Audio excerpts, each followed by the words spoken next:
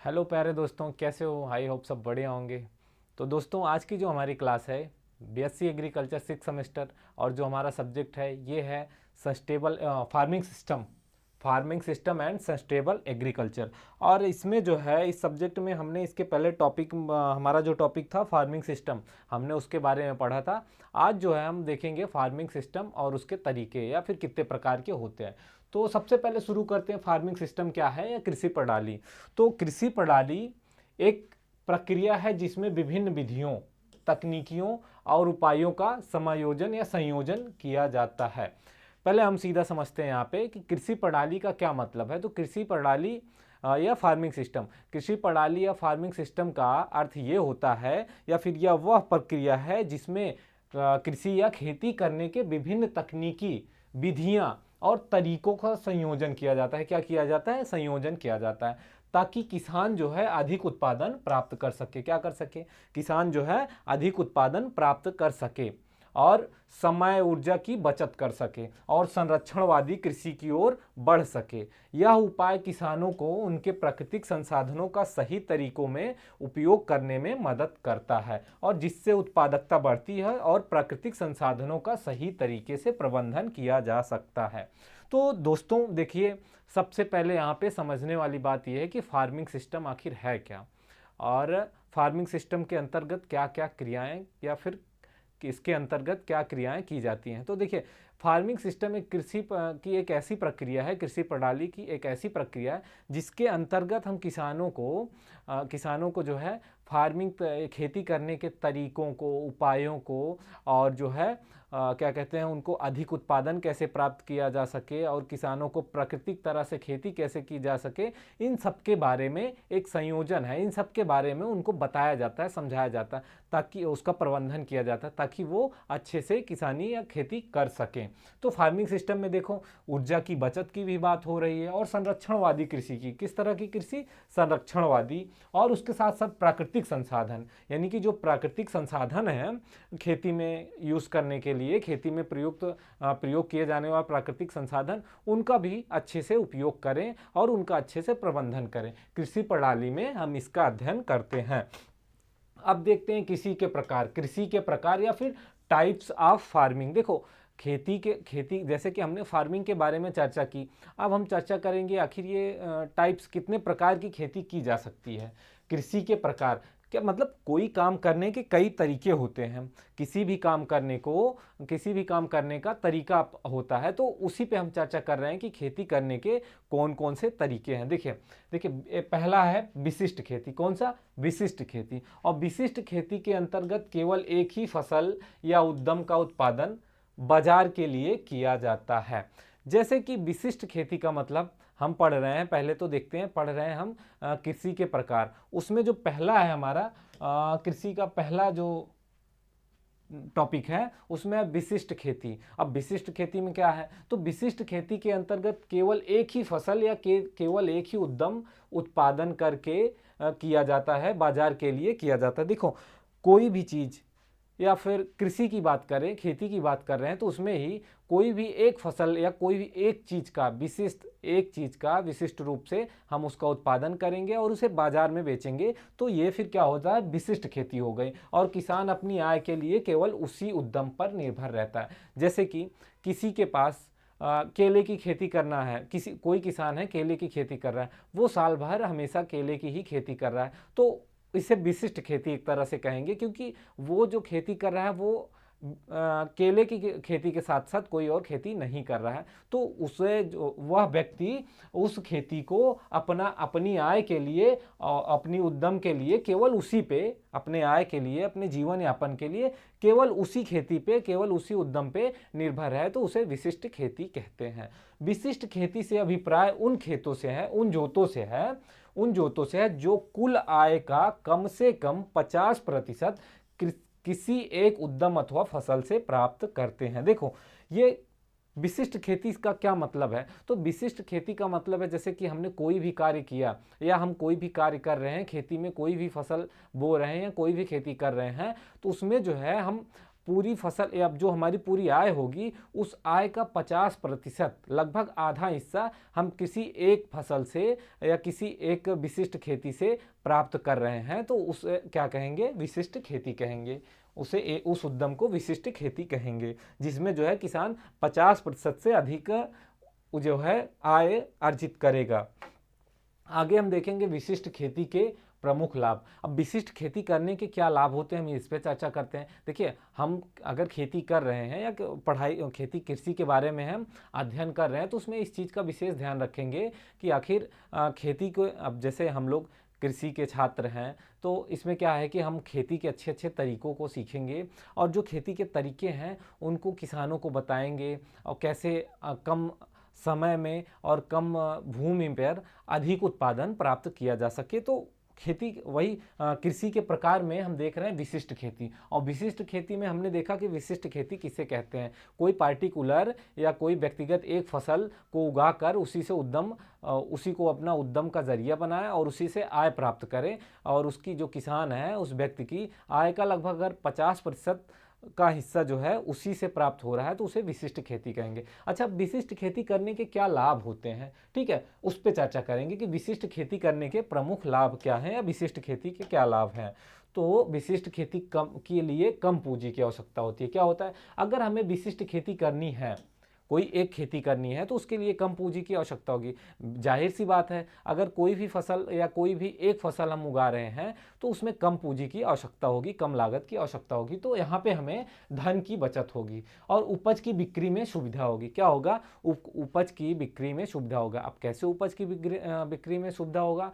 तो जैसे हमने एक ही फसल की खेती करी तो फसल को समय से कटाई करके सीधा बाजार में ले जाएंगे, ना कि किसी और फसल का इंतजार करेंगे कि दोनों हमारी फसलें तैयार हो जाए और उस दोनों को हम बाजार में ले जाके बेचें। तो इसमें उपज की बिक्री में भी सुविधा होती है और विशेष यंत्रों का प्रयोग भी संभव होता है, क्योंकि खेती करने के लिए बहुत कई प्रकार के जो है यंत्रों का उपयोग किया जाता है। तो अगर एक खेती कर रहे हैं, कोई एक फसल उगा रहे हैं, तो उसके लिए कोई विशिष्ट जो अनेकों यंत्र आते हैं हम उनका प्रयोग कर सकते हैं आसानी से और अच्छे से। और पूंजी की बचत होती है। फार्म के प्रबंधन में सुविधा होती है कि हम जहाँ पे फार्म प्रबंधन कर रहे हैं वहाँ पे सुविधा होती है। अब सुविधा किस रूप में होती है कि हम पर्टिकुलर एक ही फसल की खेती कर रहे हैं, एक ही चीज़ पे निर्भर हैं, तो हमें फिर कुछ इधर उधर करने की आवश्यकता नहीं होती है। तो उसमें क्या होता है, फार्म प्रबंधन में सुविधा होती है और श्रम की कार्यकुशलता में वृद्धि होती है।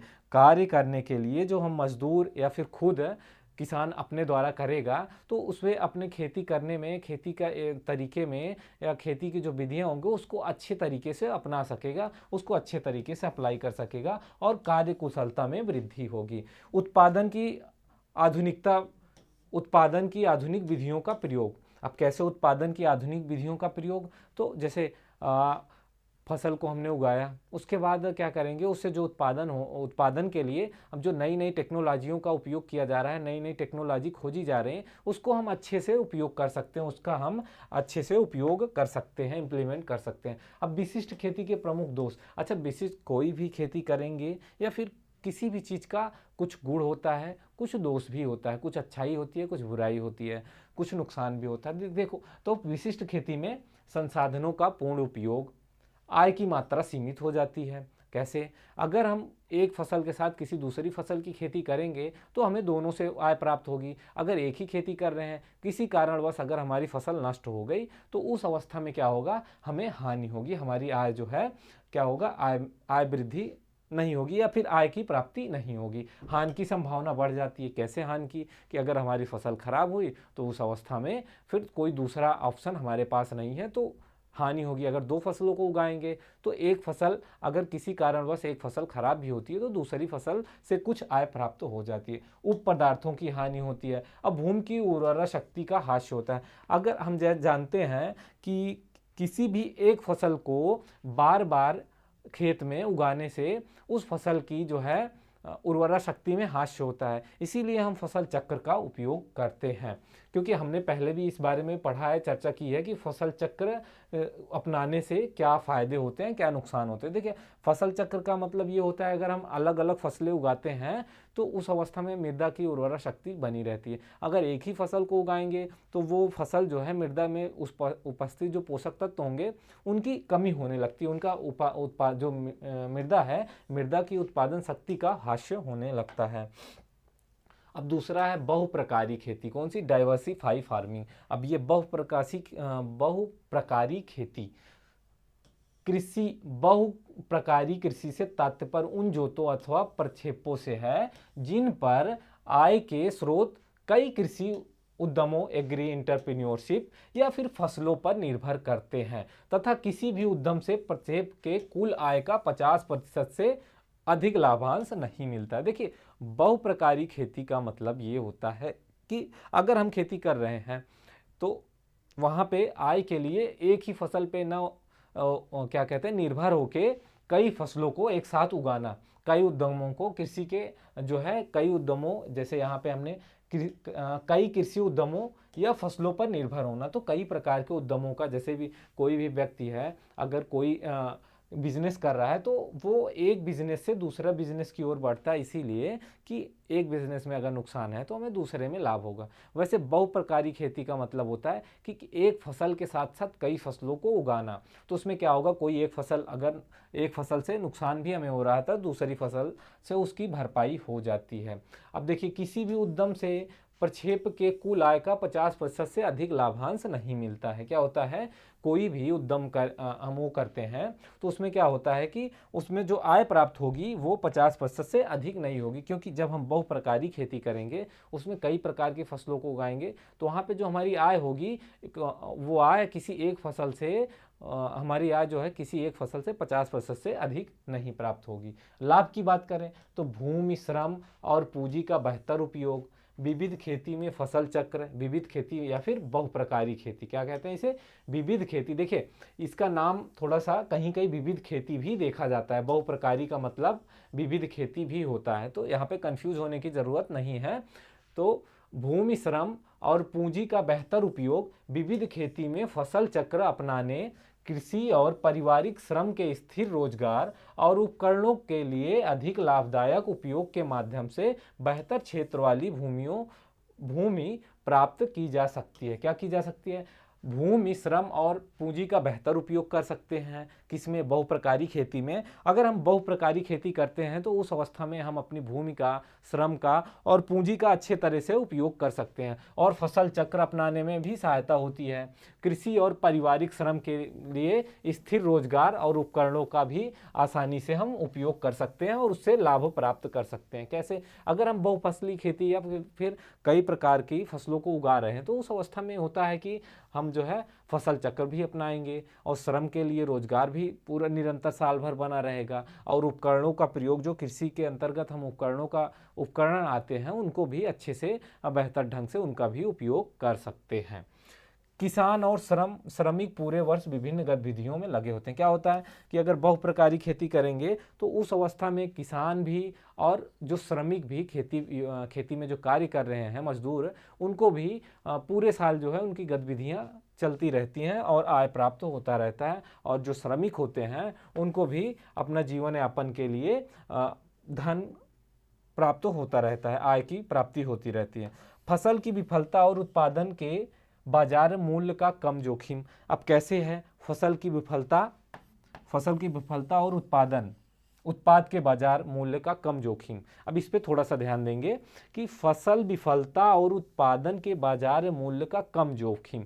अगर एक फसल के साथ साथ और फसलों का उपयोग कर रहे एक फसल के साथ साथ और फसलों को हम और फसलों की खेती कर रहे हैं तो उस अवस्था में क्या होगा, कोई अगर एक फसल खराब होती है या फिर उस फसल का किसी कारणवश उस वर्ष रेट कम रहा, बाजार मूल्य कम रहा, तो जो दूसरी फसल है उसके साथ साथ उसमें जो है उसकी भरपाई हो सकती है।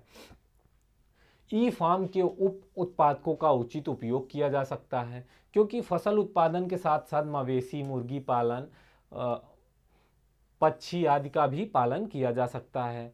मिट्टी के कटाव को उस समय रोका जा सकता है जब भूमि को पूरे वर्ष खेती योग्य बनाया जा सके। देखिए, बहुप्रकारी खेती में पूरे वर्ष खेती भी हम करते रहेंगे, मतलब एक तरह से एक फसल की कटाई के बाद दूसरी फसल, तीसरी, मतलब कंटिन्यू निरंतरता चलती रहेगी, एक फसल के बाद दूसरी फसल, फिर तीसरी फसल, साल भर ये चक्र चलता रहेगा। और बहुप्रकारी खेती के साथ साथ एक चीज़ और है कि हम पशुपालन और पक्षी पालन भी कर सकते हैं आसानी से।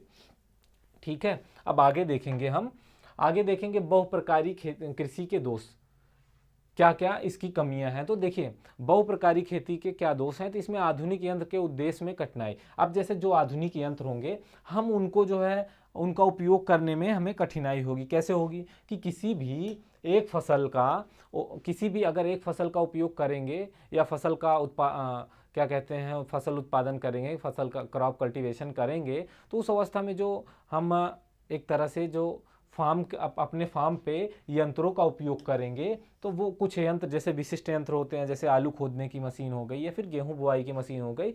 तो इस बहुप्रकारी खेती में हम जो हमारे कृषि उपकरण हैं, कृषि यंत्र हैं, उनका अच्छे से उपयोग नहीं कर पाएंगे, क्योंकि बहुप्रकारी कृषि अपनाने पर जोतों का आकार और छोटा हो जाता है। विभिन्न उद्यम तथा विभिन्न फसलें होने के कारण तरह तरह की आधुनिक उपकरणों का प्रयोग किसान की अर्थव्यवस्था से परे हो जाता है। क्या होता है, अगर अलग अलग फसलें, सबसे पहले तो जोत का आकार छोटा हो जाता है। कब जब अलग अलग फसलों की बुआई करेंगे तो सब क्या है कि जोत का आकार छोटा हो जाएगा, उसमें क्या है, उपकरणों का उपयोग करने में थोड़ी सी परेशानी होगी। और उसके साथ साथ जो आधुनिक उपकरण होते हैं उनका भी उपयोग करने में हमें किसानों को दिक्कत होगी, और किसान की जो है अर्थव्यवस्था या फिर किसान को उसको बार बार खरीदना भी उसके लिए लाभदायक नहीं होगा।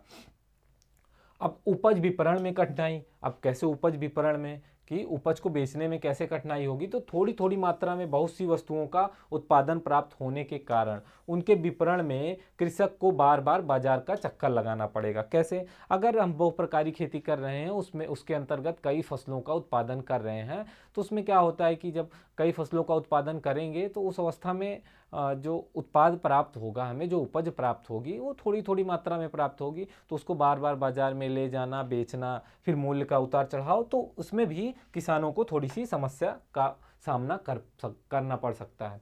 श्रम की अधिक आवश्यकता होती है। कैसे श्रम की आवश्यकता होती है भाई, अगर हम अनेक फसल उगाएंगे, तरह तरह की फसलों को उगाएंगे बहुप्रकारी खेती के अंतर्गत, तो उसमें क्या होगा, हमें तरह तरह के श्रमिकों की भी आवश्यकता होगी, क्योंकि हर व्यक्ति जो है हर प्रकार की खेती के लिए दक्ष नहीं होता है। तो इस अवस्था में भी अनेक प्रकार के क्या कहते हैं, अनेकों श्रमिकों की आवश्यकता पड़ती है। क्या होता है, अनेकों श्रमिकों की आवश्यकता पड़ सकती है, और सभी कार्य सही समय पर ठीक से संपन्न कराना भी काफ़ी मुश्किल हो जाता है।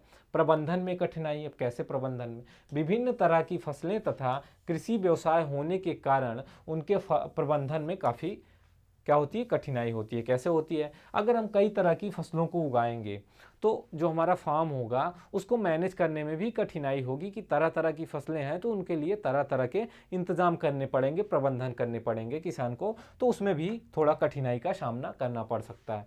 अब आगे जो तीसरा नंबर है वो है मिश्रित खेती। अब ये मिक्सड फार्मिंग क्या है, मिश्रित खेती, तो मिश्रित कृषि के अंतर्गत फसलों उत्पादन के साथ साथ पशुपालन अथवा खेती अथवा डेयरी उद्योग भी किया जाता है। देखो, मिश्रित खेती का मतलब हुआ कि एक के साथ दूसरा, जैसे कि डेयरी, पशुपालन हो गया, डेयरी हो गया, और फसल उत्पादन हो गया, और उसके साथ पक्षी पालन हो गया, मतलब कृषि के अंतर्गत जो भी क्रियाएं होती हैं वो मिश्रित फार्मिंग के अंतर्गत आती हैं। उसमें क्या है, पशुपालन, फसलों उत्पादन, उसके साथ साथ डेयरी। प्राचीन काल से ही फसलों उत्पादन के साथ साथ पशु पालन भी जुड़ा है। देखो, अगर भारत की बात करें तो भारत के अधिकांश किसान, लगभग 65% किसान, भारत की जनसंख्या वो कृषि पर आश्रित है, और जो भारत के किसान हैं वो खेती के साथ साथ पशुपालन भी करते हैं, क्योंकि पशुपालन से उनको जो है दूध की प्राप्ति होती है, साथ ही साथ क्या कहते हैं, पशुओं से कृषि में या खेती में श्रम भी कराया जाता है। तो मिश्रित खेती एक अहम स्थान रखती है कृषि कार्य में। यह एक प्रकार की बहुप्रकारी कृषि है, जहां पर फसल उत्पादन तथा पशुपालन दोनों एक साथ साथ एक दूसरे के पूरक होते हैं। देखिए, ये जो बहुप्रकारी या मिश्रित खेती है, जो मिश्रित खेती है, इसे बहुप्रकारी खेती भी कह सकते हैं, क्योंकि मिश्रित खेती में हमने देखा कि एक फसल के साथ साथ और दूसरी फसल या फिर पशुपालन उत्पादन, वैसे ही मिश्रित कृषि में पशुपालन, डेयरी और फसल उत्पादन आदि को एक साथ किया जा सकता है। या किया जाता है। अब मिश्रित खेती के लाभ, मिश्रित खेती करने के क्या लाभ होते हैं, तो फार्म शक्ति की प्राप्ति होती है। क्या होता है, ability of farm power, farm शक्ति और उर्वरकों पर कम निर्भरता, लेस डिपेंडेंसी ऑफ फर्टिलाइजर्स। अब कैसे, तो देखिए अगर हम पशुपालन का उपयोग करेंगे या फिर मुर्गी पालन का उपयोग करेंगे या पशुपालन करेंगे खेती के साथ साथ, तो उसमें क्या है, पशुओं से हमें बैलों द्वारा खेत को जोता जा सकता है और पशुओं के गोबर की जो खाद होती है उसे भी हम उर्वरकों के रूप में प्रयोग कर सकते हैं, खाद के रूप में प्रयोग कर सकते हैं। तो इस अवस्था में क्या होगा कि उर्वरक का कम प्रयोग करना पड़ेगा। और ये फार्म शक्ति की प्राप्ति का मतलब है कि पशुओं से जो बैल होते हैं उनसे जो है हम खेती करने में हमें सहायता मिलती है। पुनः उत्पादनीय ऊर्जा का प्राप्ति, रिन्यूएबल एनर्जी ऑफ जनरेशन। तो इसमें क्या है, तो ये क्या है कि ऊर्जा की जो पुनः उत्पादनीय ऊर्जा की प्राप्ति होती है। भूमि की उर्वरा शक्ति में वृद्धि होती है, इंप्रूवमेंट ऑफ सॉइल फर्टिलिटी। कैसे कि भूमि में जब कम उर्वरकों का प्रयोग करेंगे, हम खाद का उपयोग करेंगे, गोबर का उपयोग करेंगे, तो उस अवस्था में क्या होगा, भूमि की उर्वरा शक्ति भी बनी रहेगी, उनकी उर्वरा शक्ति में वृद्धि होगी। गृह श्रम का भरपूर उपयोग होगा। क्या होगा कि जैसे कि घर के लोग भी आसानी से जो है किसी कार्य कर सकते हैं, उसमें क्या होगा कि हमें लेबर कॉस्ट बचेगी, जो श्रमिकों पर पैसा खर्च करना होगा उसमें सहायता होगी। अब चौथा नंबर है शुष्क कृषि, ड्राई फार्मिंग। ये ड्राई फार्मिंग क्या है, तो ऐसे क्षेत्र जहां की वार्षिक वर्षा 800 से 800 mm से कम होती है। देखिए ध्यान दीजिए, ये जो वार्षिक क्षेत्र वर्षा का जो मापन होता है ये होता है वर्ष में, mm में होता है, लगभग 750 से 750 से 800 के बीच। जिन क्षेत्रों में लगभग 750 से 850 के बीच वार्षिक वर्षा होती है या इससे कम होती है, तो वो क्या होता है, ऐसे क्षेत्रों को शुष्क क्षेत्र कहते हैं। तो क्या होता है, तथा फसल उत्पादन के लिए वर्षा जल अथवा संरक्षित वर्षा जल पर आधारित होता है, शुष्क कृषि कहलाती है। उन क्षेत्रों में जहां की वार्षिक वर्षा 750 से 750 mm से 800 mm से कम होती है और वहां की कृषि जो होती है वर्षा पर ही आधारित होती है, उन क्षेत्रों को या फिर उनको क्या कहते हैं, शुष्क कृषि कहते हैं। शुष्क कृषि के लिए आवश्यक कार्य। अच्छा, शुष्क कृषि में अगर हमें इस अवस्था में खेती करनी है तो हमें किन किन चीज़ों का ध्यान रखना चाहिए, तो शुष्क कृषि के लिए खेती के तैयारी के समय या खेती की तैयारी शुष्क कृषि से अधिक उत्पादन लेना भूमि में संचित नमी पर निर्भर करता है। देखिए शुष्क कृषि में क्या होता है कि अगर जिन क्षेत्रों की वार्षिक वर्षा कम होती है या फिर जिन क्षेत्रों में वार्षिक वर्षा या फिर जिन क्षेत्रों की जो खेती होती है वो वर्षा पे ही आधारित होती है, तो वहाँ पे खेती करने के लिए हमें विशेष चीज़ों का ध्यान रखना चाहिए। जैसे कि शुष्क कृषि अगर करनी है तो वहाँ और हमें अधिक उत्पादन भी लेना है, तो उस अवस्था में क्या करना है, हमें अधिक उत्पादन प्राप्त करने के लिए भूमि में संचित नमी पर निर्भर करता है और भूमि में पानी सोखने की क्षमता तथा जल धारण क्षमता बढ़ाने के लिए रबी की फसल कटने के तुरंत बाद खेत खाली होने की गर्मियों में मिट्टी पलट वाले हल से गहरी जुताई करनी चाहिए। इससे हानिकारक कीट, बीमारी और जीवाणु, खरपतवार नष्ट हो जाते हैं और उसके बाद उसमें हम जो दूसरी फसल बोने की तैयारी करते हैं और फसल को बो देते हैं, ताकि उस जगह पे या उस खेत में जो मृदा नमी है वो बनी रहे और हम आसानी से दूसरी खेती कर सके फसल। अब दूसरा है ढाल के विपरीत जुताई। अब शुष्क कृषि क्षेत्र में क्या करते हैं कि खेतों के ढाल के विपरीत जुताई करने से कूड़ में पानी इकट्ठा होता है। क्या होता है, वर्षा आने से पहले क्या करते हैं, जिन क्षेत्रों में ढालू भूमियां हैं या ढालू भूमि वाले क्षेत्र क्या हैं, वहाँ पे वर्षा से पहले ही ढाल के विपरीत जुताई कर देते हैं ताकि उसमें वर्षा का पानी रुक सके और पानी वो भूमि जो है पानी को सोखने के लिए अधिक समय मिल सके। खेतों में ढाल के विपरीत थोड़ी थोड़ी दूरियों पर डोलियां बनाई जाती हैं एवं वनस्पतिक आवरण लगाए जाते हैं जिससे वर्षा का जल रुककर भूमि में समा सके। देखो शुष्क क्षेत्रों में इन चीज़ों का ध्यान रखना चाहिए हमें खेती करने के लिए कि कैसे मृदा की जो जल धारण क्षमता होती है उसको कैसे बढ़ाएं। तो उसके लिए ढालू क्षेत्रों में क्या करते हैं, जो खेत की जुताई करेंगे उसे ढाल के विपरीत करेंगे, वनस्पतिक कुछ पौधे लगाएंगे, वनस्पतियों का अवरोध लगाकर पानी को रोकेंगे ताकि पानी को मिट्टी को समय मिले पानी को सोखने के लिए। शीघ्र पकने वाली फसल व प्रजातियों का चयन करना चाहिए। शुष्क कृषि के लिए या ऐसे क्षेत्र जहाँ की कृषि जो है वर्षा पर ही आधारित है, वहाँ पे भी क्या कहते हैं, जल्दी पकने वाली और जो है जल्दी पकने वाली फसल प्रजाति का चयन करना चाहिए। शुष्क कृषि के लिए शीघ्र पकने वाली, सूखा सहने की क्षमता वाली एवं अधिक उत्पादन देने वाली फसलों या उनकी किस्मों का चयन करना चाहिए। चयन करते समय भूमि की किस्म व संभावित वर्षा का ध्यान रखना चाहिए। देखिए, ऐसे क्षेत्रों में या फिर जहाँ पे शुष्क खेती की जाती है, वहाँ पे शुष्क कृषि की जाती है, वहाँ पे इस चीज़ का विशेष ध्यान रखना चाहिए कि जो फसल है, फसल की जो किस्म है, उस पर विशेष ध्यान रखना चाहिए। वहाँ पे हमें ऐसी फसलों का प्रयोग करने चाहिए जो सूखा सहनशील हो और जल्दी पकने वाली हो, जल्दी तैयार होने वाली हो।